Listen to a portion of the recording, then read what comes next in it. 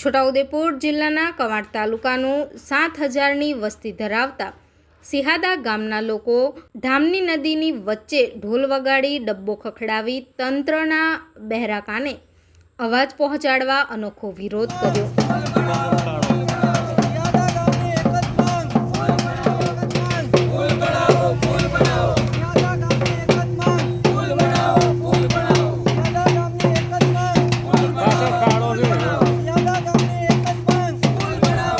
છોટાઉદેપુર જિલ્લાના કવાંટ તાલુકાના સિહાદા ગામમાં 7000 જેટલા લોકો ખેતી, ખેતમજૂરી અને પશુપાલન કરી જીવન વ્યાપન કરી રહ્યા છે અને આ ગામની વચ્ચેથી ધામની નદી પસાર થતાં આ ગામ બે ભાગમાં વહેંચાઈ જાય છે અને આ ગામમાં 15 વર્ષ પહેલાં ધામની નદી પર લો લેવલનું કોઝવે બનાવવામાં આવ્યું છે, જે કોઝવે પર ચોમાસા દરમિયાન પાણી વહેતું હોય છે અને એ વહેતા પાણીમાંથી ગામ લોકો પસાર થતા હોય છે।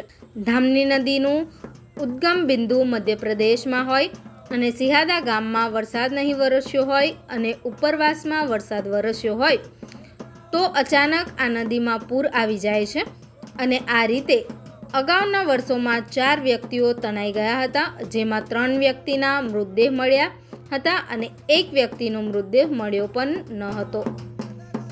કવાંટ તાલુકાના સિહાદા ગામમાં ખાસ મોટો પ્રશ્ન છે કે ગામની વચ્ચોવચ્ચ ધામણી નદીનો પ્રવાહ છે।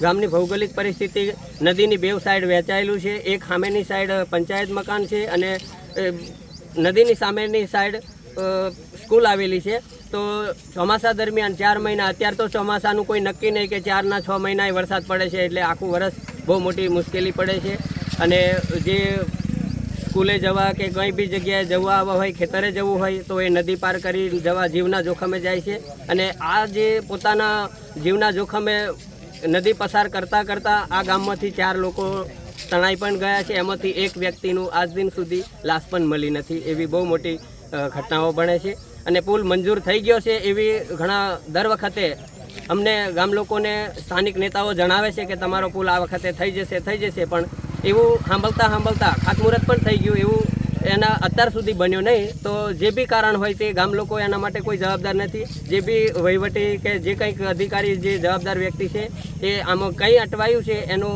સોલ્યુશન વહેલી તકે લાવીને, હવે તો આ ચોમાસું ચાલુ થઈ ગયું છે, આ વર્ષે નહીં બને તો આ વર્ષે પણ ઘણું મોટું જોખમ રહેશે।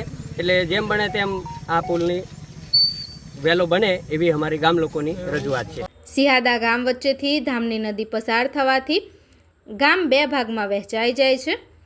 હવે ગામની સામા કિનારે શાળા આવેલી છે, જે શાળામાં શિક્ષકો અને વિદ્યાર્થીઓને કોઝવે પરના પાણીના પ્રવાહમાંથી પસાર થવું પડતું હોય છે। તો કોઝવે પર સતત પાણી વહેવાના કારણે લીલ જામી જતી હોવાથી પગ લપસી જાય છે, તો વાહનો સ્લીપ થઈ જવાથી અકસ્માતના બનાવો બને છે, જેને લઈને ગામ લોકો લો લેવલ કોઝવેની જગ્યાએ મિની પુલની માંગ કરી રહ્યા છે। સિહાદા ગામના લોકોને પડતી મુશ્કેલીઓ અંગે તંત્રને અનેક રજૂઆત કરી હોવા છતાં ધામની નદી પર મિની પુલ નહીં બનતા હવે ગામ લોકો તંત્રના બહેરા કાને અવાજ પહોંચાડવા ઢોલ વગાડી, ડબ્બો ખખડાવી, પુલ આપોના નારા પુકારી પુલ માંગ તો કરી રહ્યા છે, પણ આ ગામના લોકોની માંગનો અવાજ તંત્ર સુધી પહોંચશે કે કેમ તેવા અનેક સવાલ ઊભા થાય છે।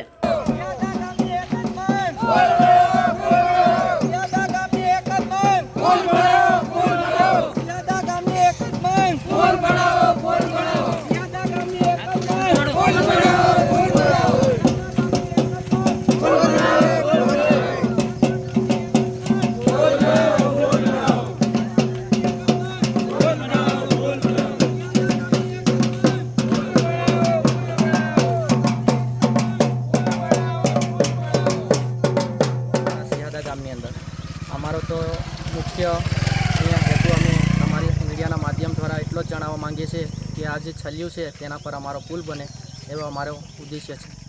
આ ગાઉ અમારે અહીંયા જે છલિયા છે તેના પરથી 4 લોકો તણાઈને મૃત્યુ પામેલ છે। એટલી જ માંગ છે કે આ જે છલ્યું છે એના પર પુલ બની જવો જોઈએ।